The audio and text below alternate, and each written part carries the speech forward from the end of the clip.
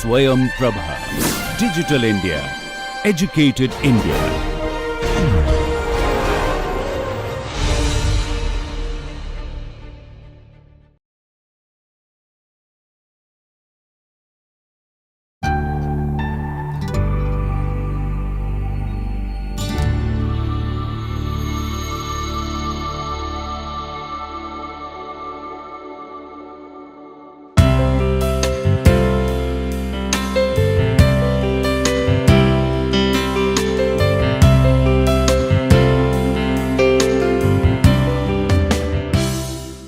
Hello everyone.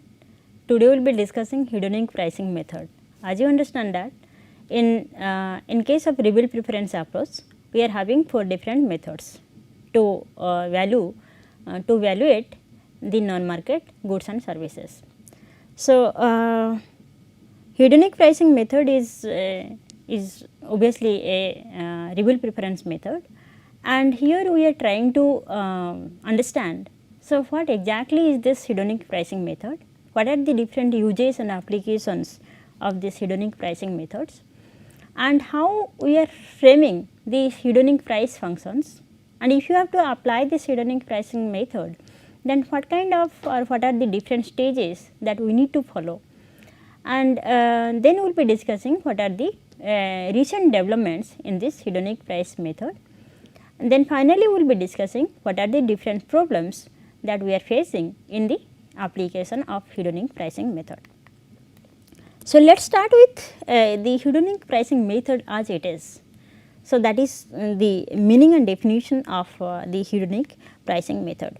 So, as you understand this hedonic pricing method, or popularly known as this HPM method, is a reveal preference method, and reveal preference method, they are based on the actual observations, right.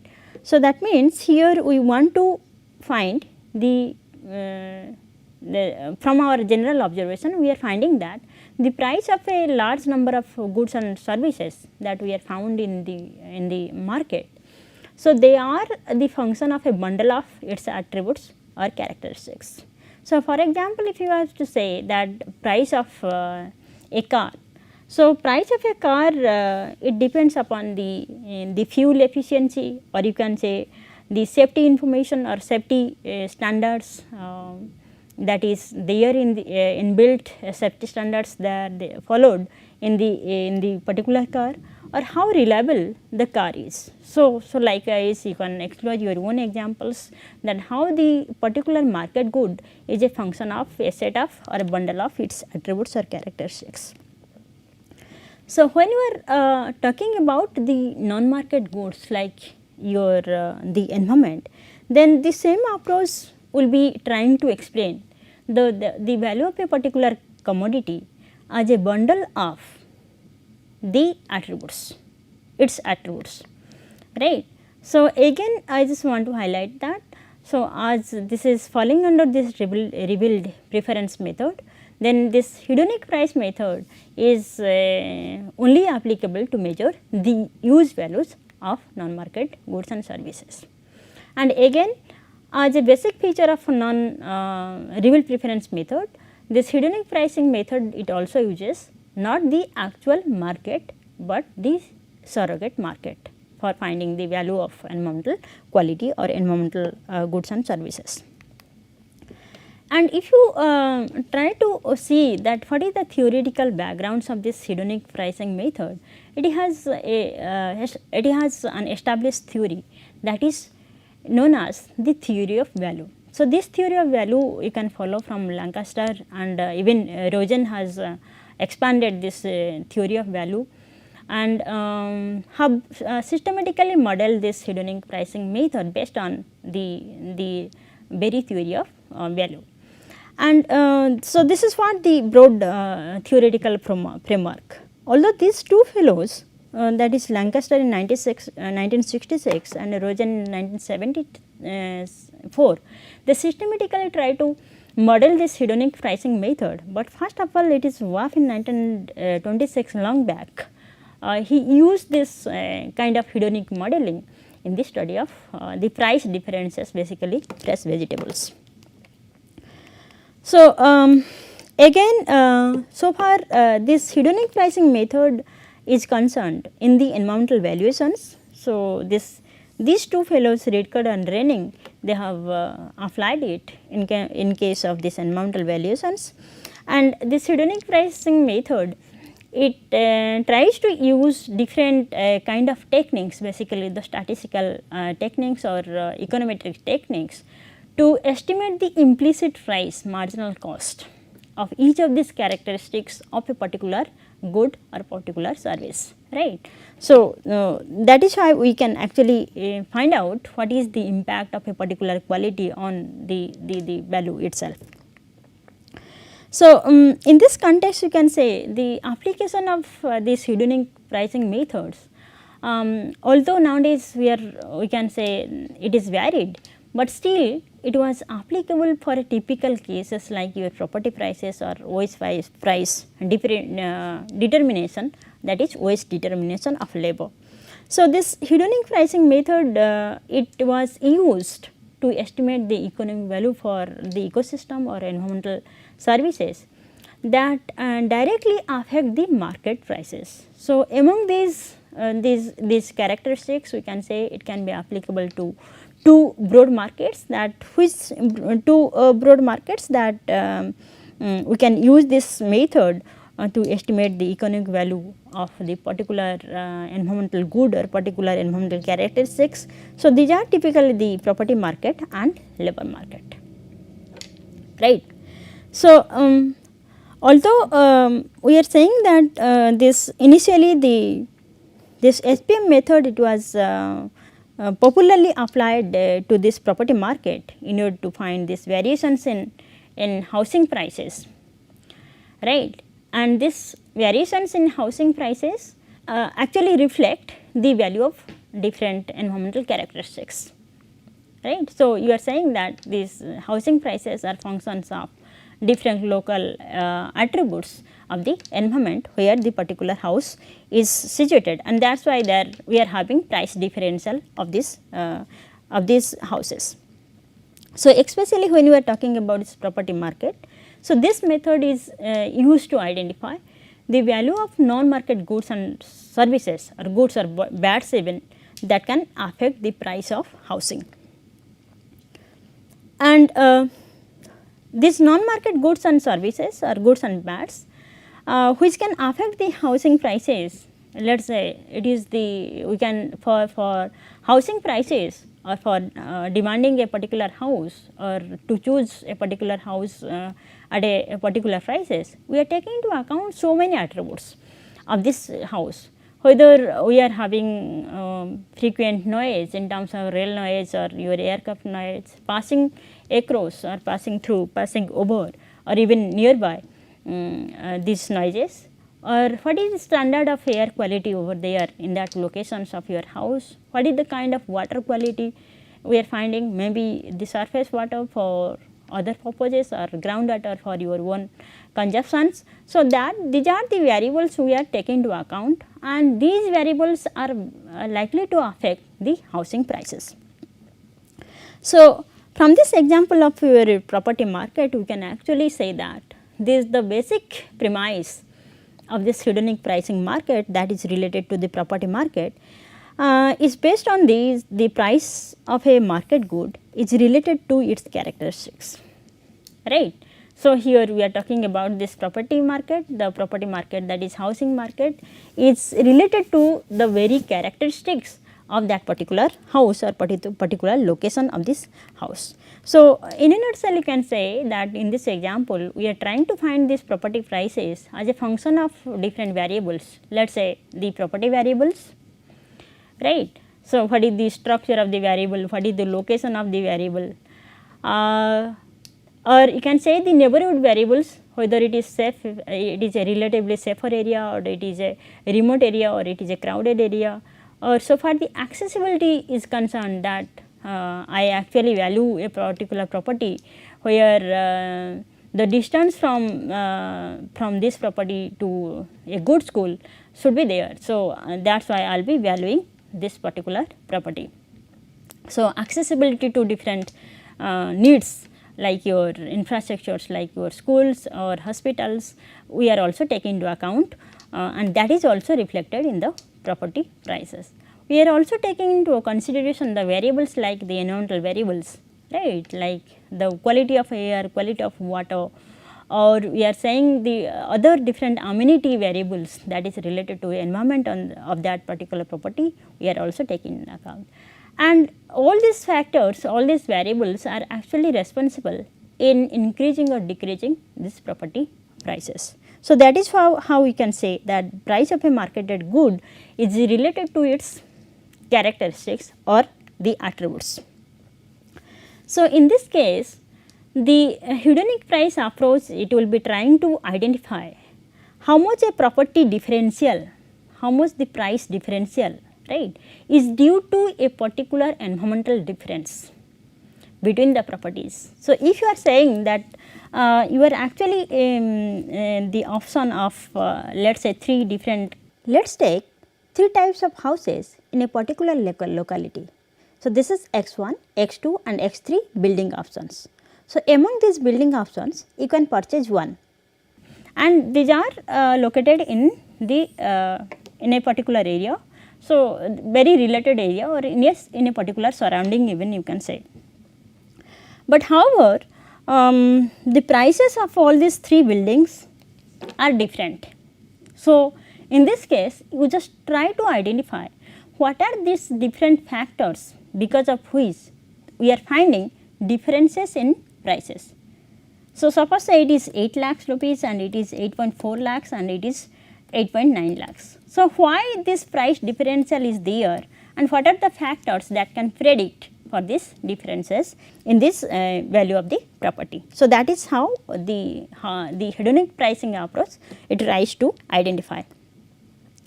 And again this hedonic pricing approach, it also tries to find out that how much people are willing to pay for an improvement in the environmental quality. Let us say the air, the quality of the air got improved, right, in a particular locality, and because of which this improvement, how the people will be willing to pay for this improvement, right. And because of these improvements, because all the individuals they are willing to pay, and finally the air quality in that particular location got improved, they have done some treatment, some mechanisms, then we need to find out what is the social value of this improvement. So, this hedonic pricing method helps us in 2 directions. First of all, it is helpful in identifying those factors which are responsible for differential in property prices, and the second, it also identifies how much people are willing to pay for an improvement in the environmental quality, right. And as a result, what is the social value of this improvement, we need to measure that. So, that is what the hedonic price approach it is helpful in finding out. And in case of the second example, that is the case of the labor market, and as you know that this in this labor market also hedonic pricing method is also popularly used, basically in order to find out, in order to find the wage differences. So, here this method is used to estimate the value of avoiding the risk of injury, risk of sickness, risk of death, by looking to the price differentials of the jobs or between the wages in the jobs with different exposure to the risk. So, here we are trying to find 2 things. One is the risk that is likely for a particular job, and because of this differences in risk, so what is the differences in the wage rates, right. So, in labor market also we are trying to find the value of avoiding the risk, how the workers they are valuing to avoid the risk of suffering from any injury or suffering from any sickness or death, and it also talks about the risk with respect to the different wages, right. So, whether this risk is reflected in the wages or not, that is also taken into account. And basically, so in this process the hedonic pricing, it actually tries to collect so many examples, so many data on the prices and the characteristics of properties in a particular area. So, when we are talking about this labor market, the application of hedonic pricing in labor market, or you can say the application of this hedonic pricing in the property market, then obviously this hedonic pricing process, in order to carry out this process, we need to collect different variety of the data. So, collection and compilation of data on different prices and the characteristics of properties are very essential in the hedonic pricing process. And moreover, the second thing that we need to consider, that what kind of statistical techniques we can use to estimate the hedonic price functions, or that is related to different characteristics of the particular property or particular house.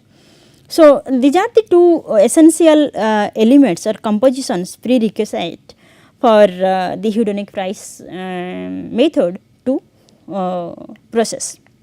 So, in this context we can say that assuming the equilibrium in the market, so for the prices of the property price is concerned, then you can say in this equilibrium condition the hedonic price function of the property can be explained in terms of this function, that is the property price function is a function of your space, this structural characteristics, that is S, then neighborhood characteristics, that is N, and Q, that is the environmental amenities. So, we are trying to build the hedonic price functions, right. So, here you are trying to say that this property price is dependent on some parameters or variables. So, which are these variables?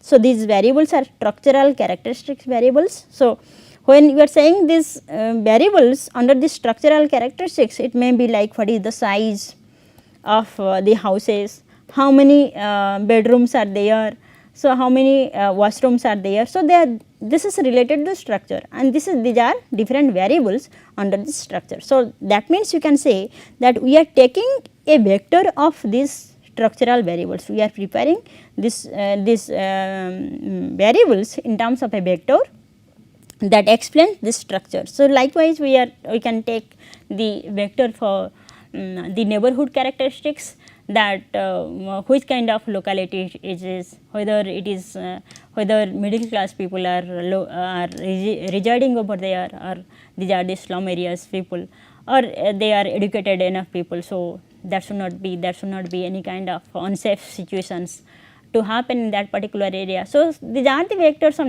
neighborhood characteristics that we are also taking apart from this environmental amenities. So, if you have to after preparing this environmental functions, so this is the hedonic price functions. So, after doing this exercise by identifying that which are the factors that can affect the pricing of this particular housing or property, then the second thing that we must actually understand, that we need to estimate the marginal implicit price of the particular characteristics, that whether you are interested in finding that what is the marginal implicit price of the environmental amenities. So, if you have to find it, then obviously you need to have this partial differentiation of these functions. So, here you can say you are interested in finding out the marginal implicit of this amenity, that is Q. So, what you have to do, you have to find the first order partial differential function of this price, right. So, with related to the environmental amenity, that is with respect to dq. So, you are finding, so after doing this differential, that the del of this functions, PS functions with respect to your q, right. Then you are finding the marginal implicit and doing the rest of these things, then you are finding this dy dq of these functions, then you are expanding these functions, right, this function. So, what you are doing here, you are finding the marginal implicit price of amenity q, and as you understand this environmental amenities, this is a vector, right. So, which environmental amenity you are talking about, whether it is related to the water quality, right, or whether it is related to the air quality, you can identify by differentiating with respect to these variables, right. So, this is how the hedonic pricing function can be carried out. So, what are the, if you have to actually use it somewhere in the applicable situation, so how what kind of stages or what are the different stages that are essential to be followed. So, first thing is that, as you understand that hedonic price function is estimated, we have already done that, right, and then we need to calculate the implicit price corresponding to this environmental variable that you are interested in, whether you are interested in the quality of air or water or other environmental qualities that we need to see. And then finally, we need to find out based on this information, you can find this demand curve for this particular variable, let us say environmental variable of air quality. We can estimate that how you are demanding the air quality in that particular area of location for your house.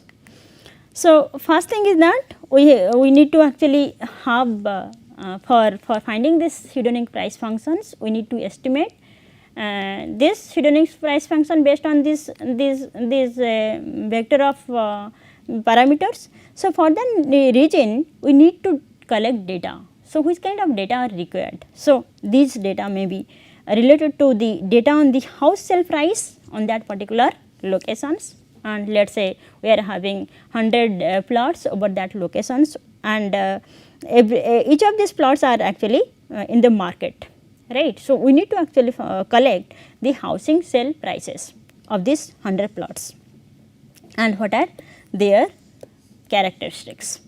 So, we need to collect this data for finding the hedonic price function, so that we can estimate it. So, what is the second stage? As you understand that we need to find out the implicit price, we need to estimate this implicit price.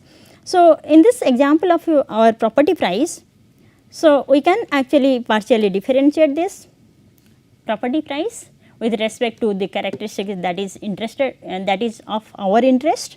So, maybe the quality or maybe the other environmental parameters that we are interested and the way you are valuing it. So, we can actually do this by differentiating with respect to the these attributes corresponding to the property prices. And finally, we need to have this estimate demand curve for this variable of air quality or water quality. And although the literature says that these are optional, so it depends that whether you need to find this demand curve or not, because your majority of works are done when you are valued, when you have already valued these environmental qualities, let us say air quality or water quality, in terms of finding this implicit prices, right. So, this actually tells the whole story that how the non-market goods like your water quality or air quality is being valued and it is reflected in the pricing of the house. So, for finding this demand curve, obviously we need to take into account all this data set, right, and we are finding that how from based on this, let us say 100 sales price are there, based on this you can derive the demand. So, the estimation of this demand curve, it is an inverse demand curve for the environmental quality, and we can find by doing this exercise of regression, right, and we can also find out this regression. After doing this regression, we can calculate the values of this marginal cost against different kind of environmental variables and also the socio-economic parameters, right. So, that means not only we can find the importance of environmental variable, we can also find out how the individuals based on different socio-economic parameters, they are valuing this environmental variable. So, if you are drawing this demand curve, this picture is getting clear or it will be clearer. So, that how a particular educated person, let us say so middle class people or from income level of this range, right. So, how this person is valuing this environmental or let us say air quality in that particular locality, and how it is reflected in the in his property prices, purchase of this property prices, right. So, if some other people, other consumer is there, right. So, his education level is not actually good, but he is rich. So, how it is reflected, how his preference is reflected in the property prices. So, that we can also find out from this. So, so if you want to explore this kind of real life examples or examples that is already existed in the literature, you can explore to this literature, Garrett and Wells or Bookshare. So, interestingly you can find that in case of this second article, that is by Bookshare in 1981, these are the co-authors.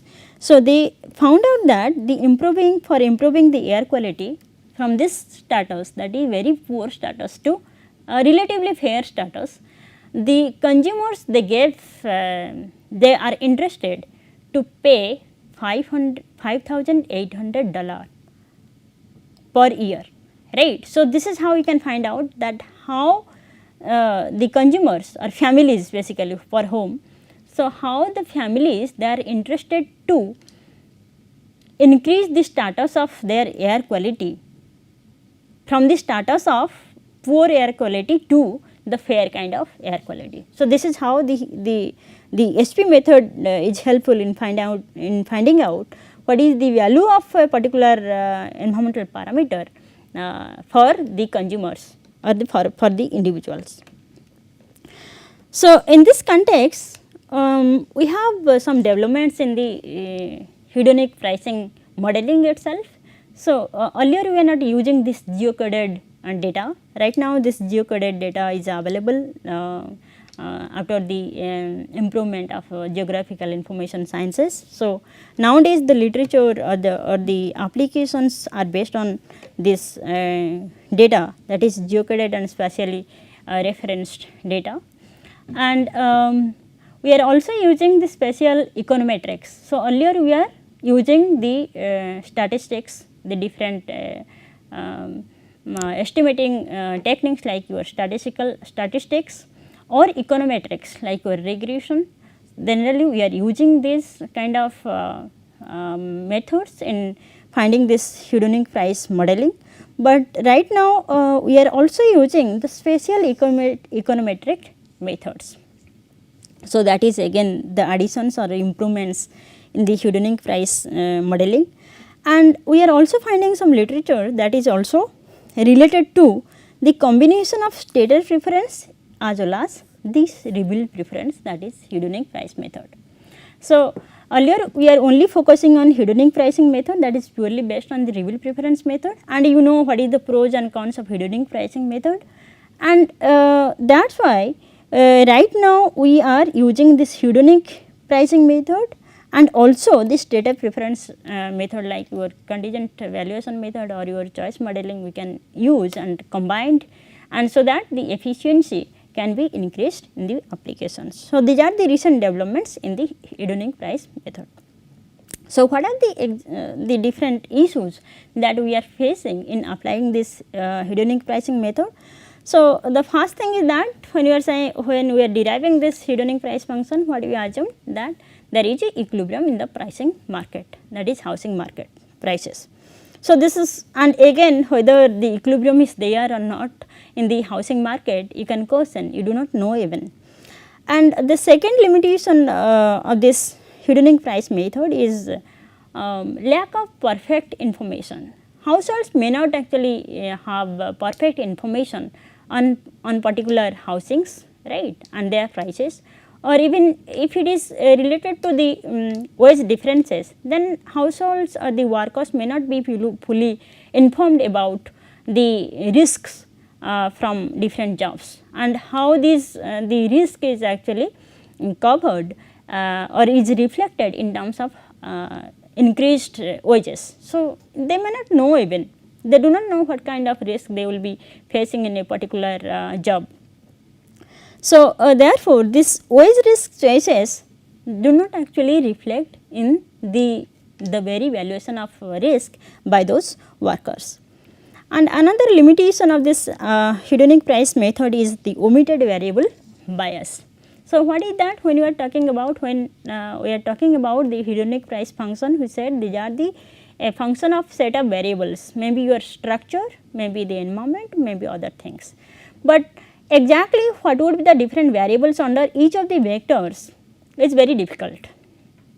So, there is very likely that we may omit some of these variable under each of these vectors. So, in that case it will be biased. So, estimation will be a biased one. So, it can also happen. And another thing is that this hedonic price modeling, it may suffer from the multicollinearity problem. And again I just want to remind that we are using different statistical method and econometric method in order to measure this hedonic price model, right. So, this while applying this hedonic price method, we may suffer from the multicollinearity. So, let us talk about what is multicollinearity when the variables under the consideration, they do have correlations, right. And here these are the independent variables. When the independent variables, they are having certain correlations and we are taking both these variables, then we are suffering from issues, econometric issues, which is known as the multicollinearity. For example, you can say we are talking about the property price is a function of, right, peaceful area, right. Then you are talking about good school,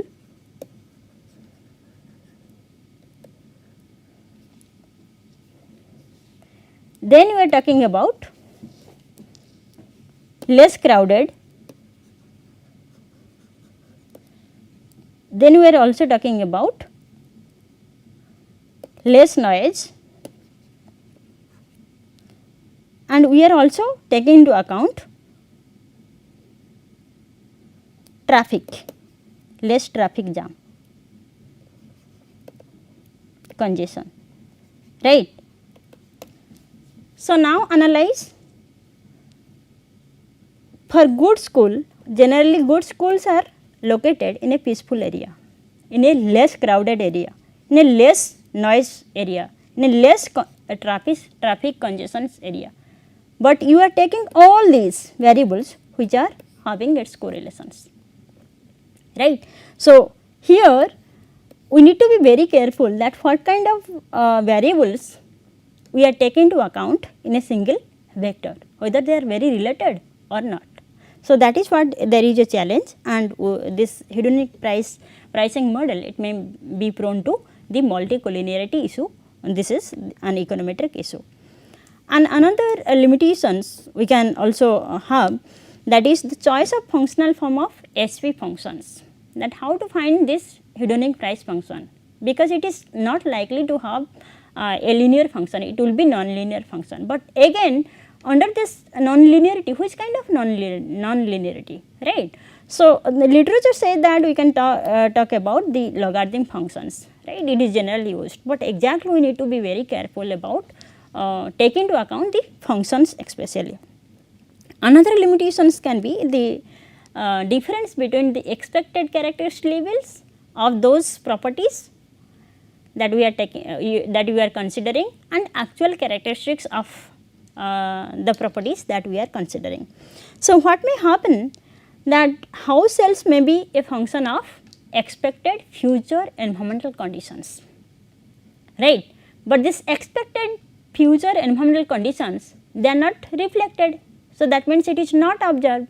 So, while finding out this hedonic pricing function, you may not be able to take those observed conditions. So, in this case this estimation of your functions would be a biased one.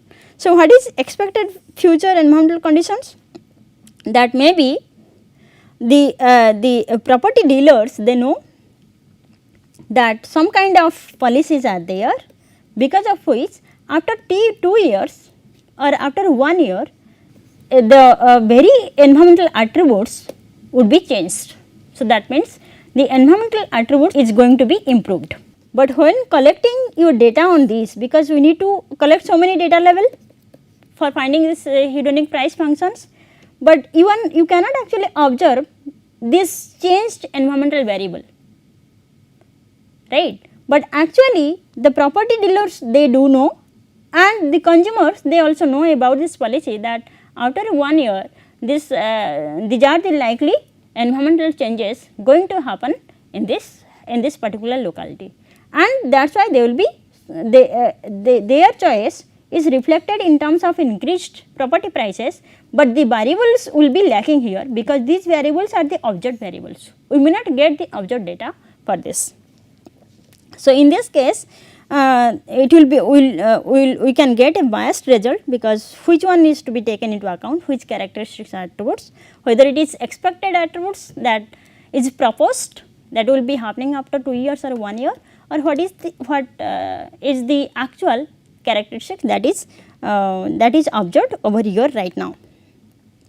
So, another limitation would be attitudes to the risk, and some may be some consumers, they are actually the risk taker and some are risk averter. So, in that case the hedonic price studies, it may either overestimate the welfare changes, or it can also underestimate the welfare changes, right. So, that is all about the hedonic pricing functions, and how we need to be careful in implementing this hedonic pricing method, and what kind of data and what kind of stages we need to actually go through for finding this hedonic pricing functions. So, these are the basic suggested readings that you can follow. Thank you very much.